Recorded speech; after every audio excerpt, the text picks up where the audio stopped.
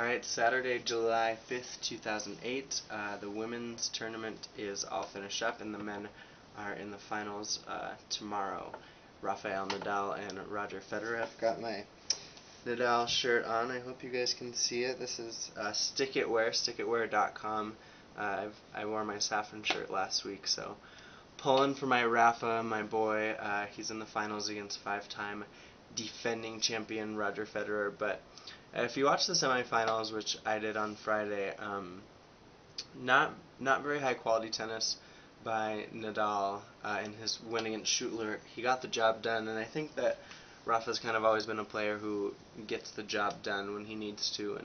And watching Venus go from kind of a mediocre sort of 6 rounds into just full-on champion history-making tennis today against Serena, you can kind of expect that sort of transformation for Rafa. I predicted him in 4 sets in my post a couple nights ago. So it's going to be a great match, and they're talking about now some weather delays, and they're kind of expecting some rain tomorrow, so maybe we'll have a dramatic final drug into Monday, which would be pretty cool. So Roger Federer has kind of waltzed his way through this tournament. He had an easy semifinal against Marat Safin, who had definitely made a statement, made a little bit of a comeback here, but just didn't show up against Federer except for a brief few moments in the second set that went to a tiebreak for Federer's favor. But I think it'll kind of come down to how well Roger Federer serves, and really looking at Rafael Nadal's movement against Schüttler. He wasn't moving incredibly well, so if he can move well and just continue to attack, and if he's better from the baseline, then it's his tournament to win. And how fun would it be to see him pull the French Wimbledon, sort of Bjorn Borg move. Looking back on today and looking on the internet after the match, after Venus beats Serena 7-5, 6-4, just incredible praise. And it was a great match, high quality tennis, lots of winners, lots of great long rallies.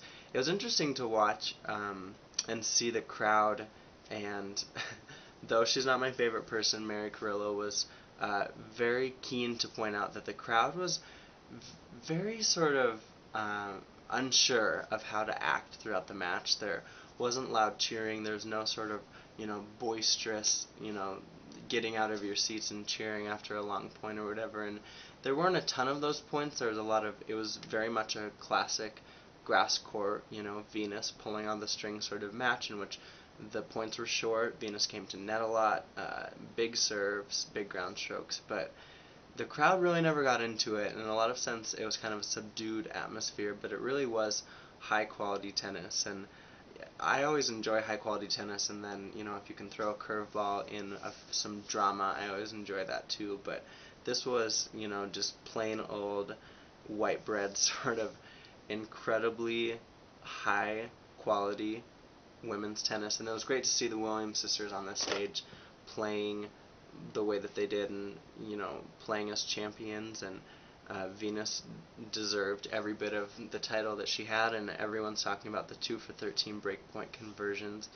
The Serena stat, she just really didn't play the big points well, and Venus served the big points incredibly well, breakpoint down quite a few times. And Serena got out of the gates incredibly fast, and you thought that Venus might catch up, but she did, and she really kind of tucked that first set under her belt in unexpected manner. So congrats to Venus and to both of them for winning the doubles champion thereafter. And then Laura Robson, a 14-year-old Brit girl, she wins the junior title as the 36th ranked junior in the world. So she kind of comes out of nowhere, and unless my research is wrong, I don't think she's ever played a junior Grand Slam singles event, so correct me if I'm wrong, but she's had some incredible results over the last couple months, both on clay and on grass. She's a lefty, and she hits a great ball. So Doug Robson on his blog was talking about how the poor girl, it's child abuse now. These London tabloids and all these papers are going to be following her like they followed Tim Henman and Ruzetsky and now Murray, but Laura's one to watch out for. She's 14. She'll be 15 next year here at the 2009 championships, and I'm sure she's already been granted a wild card. So Rafael in 4 sets, and I'll be back tomorrow night to just kind of wrap up what has been an incredible 2 weeks of tennis here on Tennis Chatter.